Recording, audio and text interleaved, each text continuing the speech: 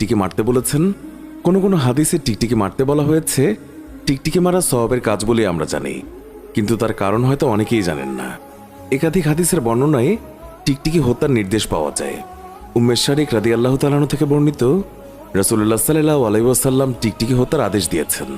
তিনি বলেছেন, ইব্রাহিম আলাইহিস সালামকে যে আগুনে নিক্ষেপ করা হয়েছিল তখন এই টিকটিকি ফু মেরে আগুন জ্বালাতে সাহায্য করেছিল।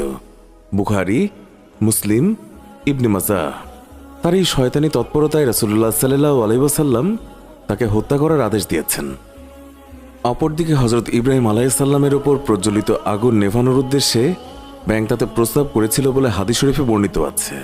প্রিয় দর্শক, ইব্রাহিম আলাইহিস সালামকে কিভাবে আগুনে নিক্ষেপ করা হয়েছিল এই নিয়ে আমাদের চ্যানেলে অন্য একটি ভিডিও আছে।